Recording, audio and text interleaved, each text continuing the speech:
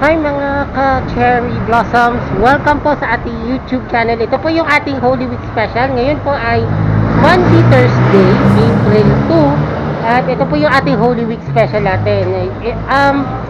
Ito vlog natin po ito. Iba po ito sa special vlog presentation natin. Yung ginawa ko po noong nakaraan. Ito naman vlog na po talaga for Holy Week. Okay, so ngayon ay nakikinig po tayo na 107.1 Radyo Contra Wibo. Imo-monitor natin ho sila at i-content talaga. Ayan, kasi traditional na nung nakaraang taon laro-laro lang tong vlog natin. Ngayon, tradition na natin gawin to para for content, para ma-alarma po yung mga viewers natin. So, nandito po tayo ngayon sa Pilapil. Doon ako bumaba. Ayan, sa malapit lang po dito sa nandito tayo sa LRT station. Sarado po ngayon dahil ngayon Holy Week. Ayan. So ngayon nag-vlog na po tayo ngayon. May mga negosyo bukas pa pero bukas sarado na. Baka sila, no? So ngayon content na. Kung bago ka lang po sa channel ko, don't forget to like and subscribe and hit the notification bell para updated po kayo sa mga videos ko. Don't forget to like na Facebook and follow me on TikTok. So, abangan nyo na. Ito na ang Holy Week special po natin. So, let's go. So, nung nag-upisa po tayo doon na maglakad dito, parang wala yata ako nakikita may nagpapasyon. So, kasi may mga buildings po kasi dito Baka doon sa mga ibang sa looban, baka meron yata nagpapasyon. So, napakatahimik na po talaga. Pero yung mga ibang establishment, yung mga ibang negosyo dito ay bukas pa. Saka na lang sila, bukas na yata sila magsasara dito. Ayan, so ngayon, dito sa kainan sa Pilapil, dito tayo ayun. Sige, say lang. Kahit alam nyo, kahit Holy Week may nag-hi no? Ayan. So, bale, sarado ho ngayon dahil merong maintenance mula Balintawak, mula Fernando po Junior Avenue hanggang Dr. A. Santos. May maintenance talaga ng LRT. Bukas yan kaya lang hindi pwede tayo pumasok dahil nag-maintenance po sila. Papakita ko sa inyo nag-schedule nila. At sa station na po tayo, nandito na po tayo. Pero doon ako bumaba talaga sa jeep na yun. Doon ako talaga binabasa. Ganun talaga ako nagpara. Okay. Pero dito na tayo, mas malinaw talaga yung signal dito. At ayan. Ang paalala po ay yung ating Monday, Thursday. Maaaring nasa 15 minutes po yung vlog natin. Ayan. Pero ayan. Dapat may nagpapasuhin dito. Kaya lang hindi uso dito. Ayan. So tayo nagpakrap po tayo. Ayan. So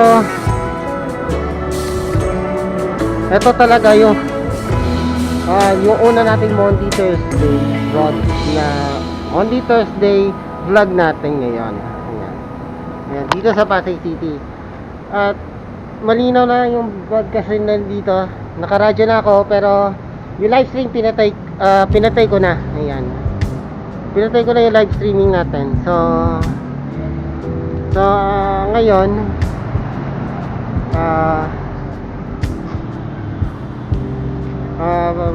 ito yung nagpapala ng tahimik ko lahat dito sa na to. Pero yung business, the show must go on. Kasi bukas pa tayo hindi kakain ng baboy.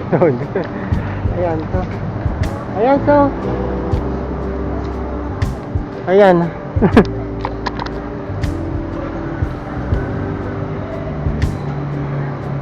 Sobrahan natin ng 7 minutes yan.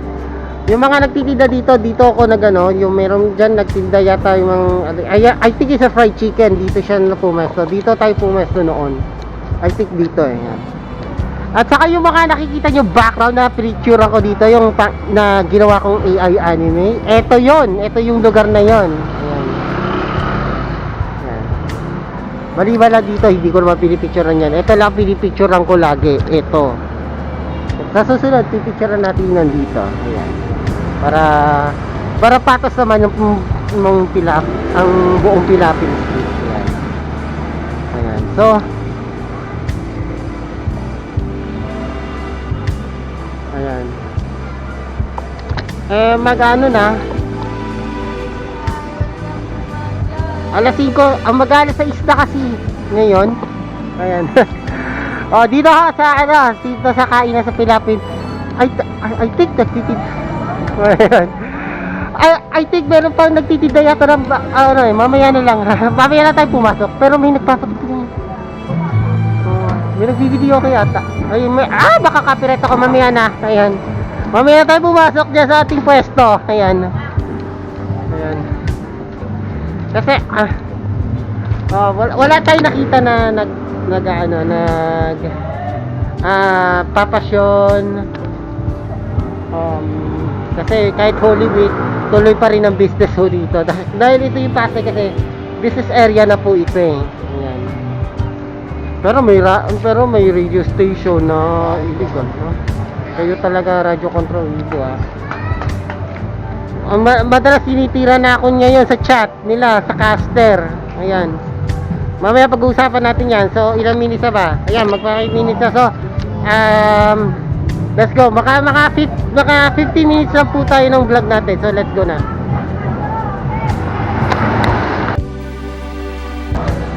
Okay, so ngayon, dito kasi may bago ng pwesto po dito, may nagpapatugtog, so makaka-copyright po tayo. So, dito na po yung bago nating pwesto for Holy Week. Ayan. So, ngayon, ay,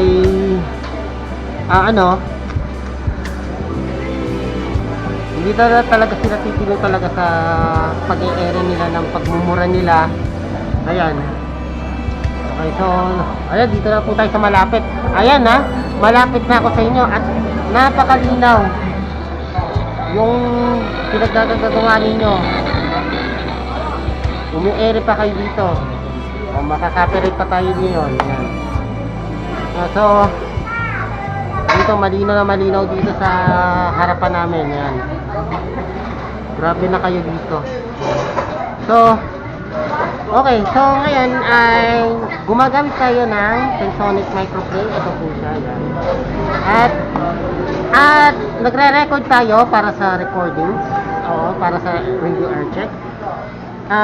Itel Neo R60 tayo. Ayan. Nagre-record na ho siya. Ayan. At okay, sa live streaming kapag ako'y nakapanood. Pero hindi na po tayo sa caster. Alam niyo bakit hindi na tayo sa caster Ayan. Nung nagkaroon sila ng Zeno, gumawa sila ng Zeno app. Ayan. Nagkaroon sila ng Zeno app, but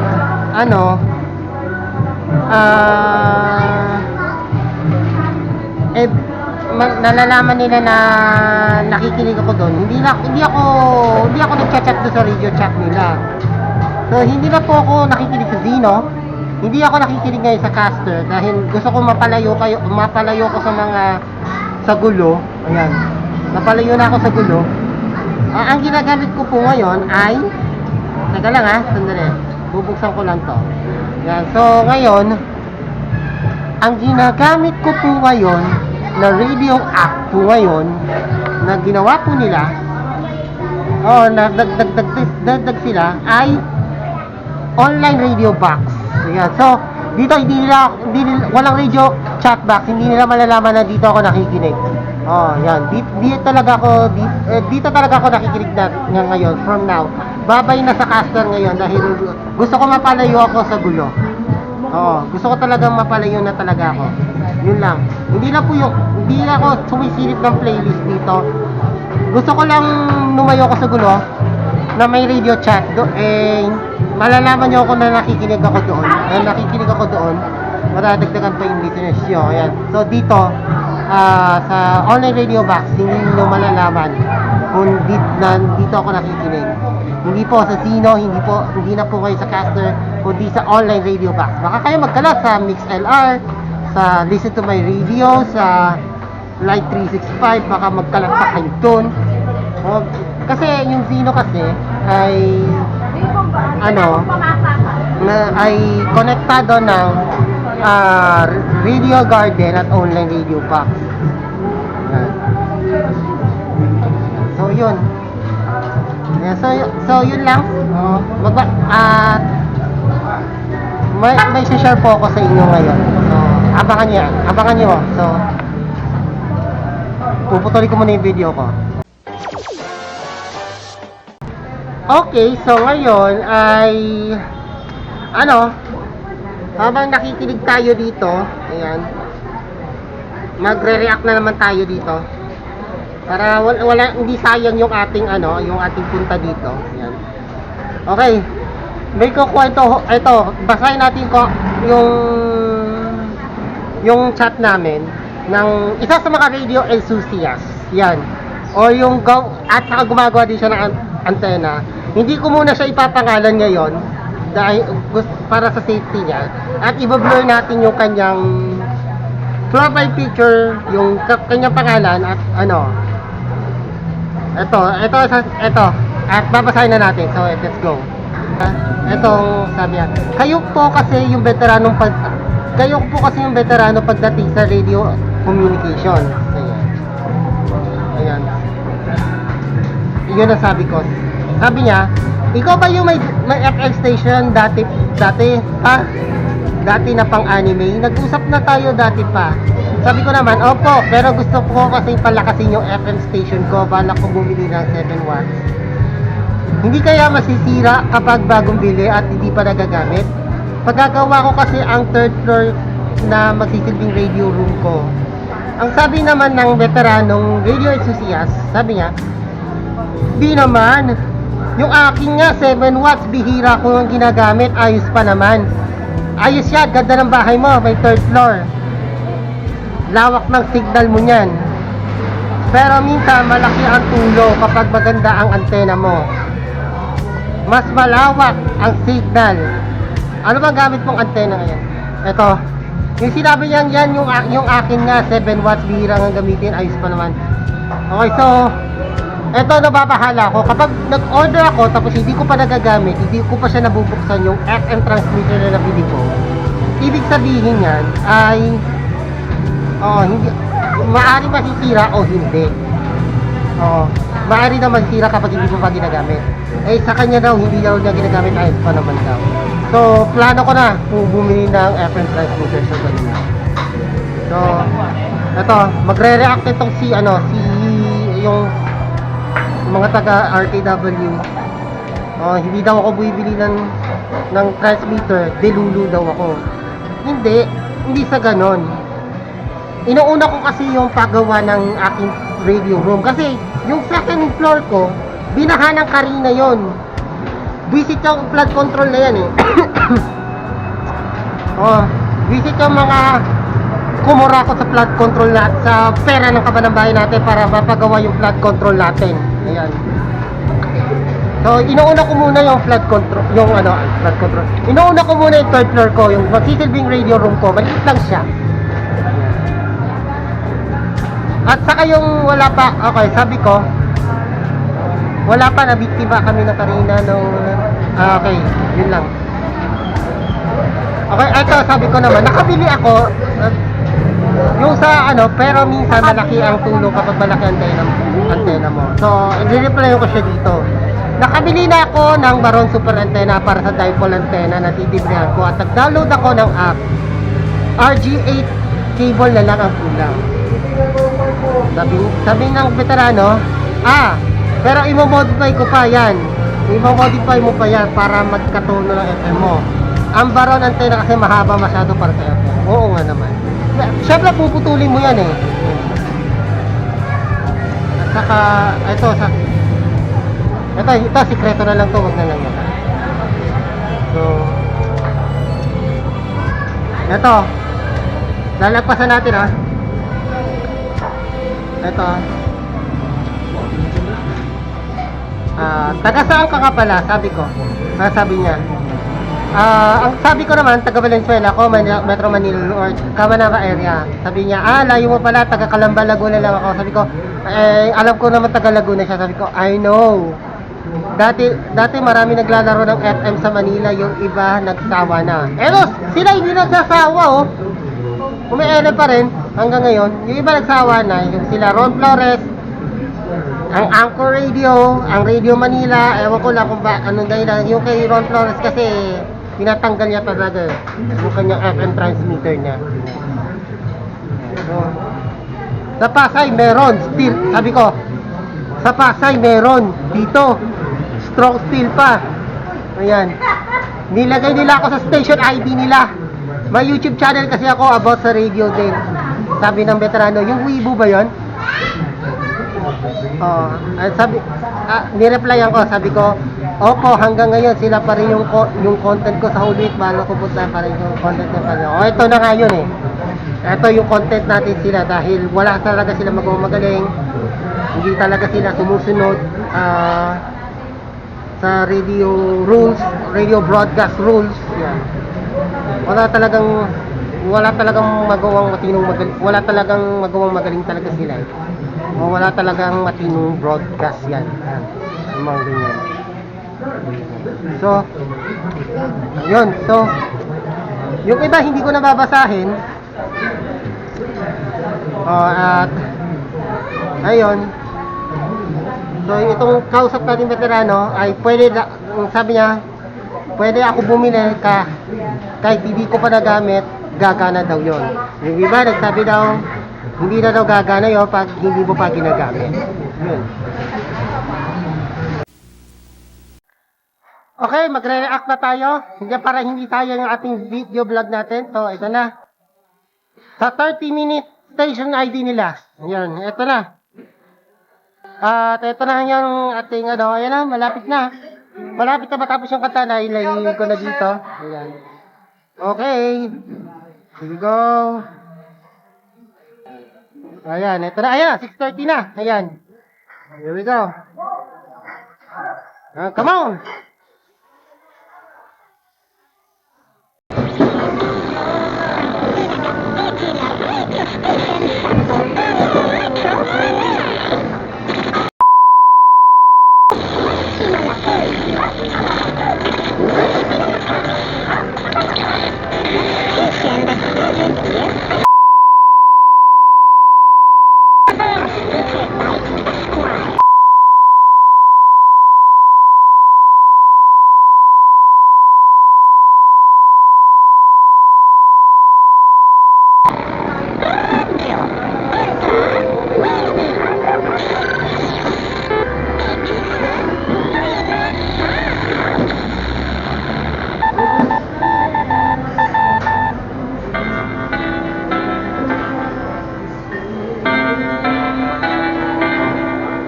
It's 6:31.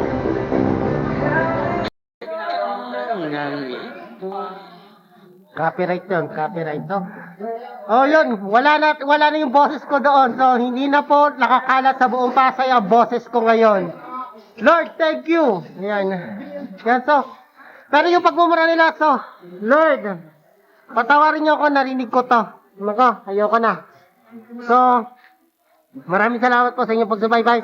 Bago po ang lahat yan, ay magdadasal muna tayo para sa kanyang, para malinis po yung ating kasalanan natin ngayon. So, sa ngalan naman, Anak, Espiritu Santo, amen. Lord, maraming salamat po sa inyong pag-alala sa iyong buhay na kayo po ay namatay sa krus para tubusin ang iyong buhay para sa aming kaligtasan. Maraming salamat po sa lahat ng mga biyayang binigay niyo po at naway ay makantang namin ang mga pagsubok na darating sa mga susunod na araw. Maraming salamat po sa inyong sa aming mga biyayang binigay ninyo at sa mga aral na tinuro nyo sa amin sa pamamagitan ng pagbabasa ng Biblia at pagsimba namin sa araw-araw. Maraming salamat sa inyo sa matamis sa pangalan ni Jesus. Amen. Sa ngalan naman na Kristo. Amen. So maraming salamat po. Kung bago ka lang po sa channel ko, don't forget to like and subscribe and hit the notification bell para updated po kayo sa mga videos ko. Don't forget to like my Facebook and follow me on TikTok. So, this is Cherry Lulu Kamang Vlog. As always, thanks for watching. So, have a great Holy Week po. Sana po makabuluhan po ang ating Holy Week. So, see you on Good Friday.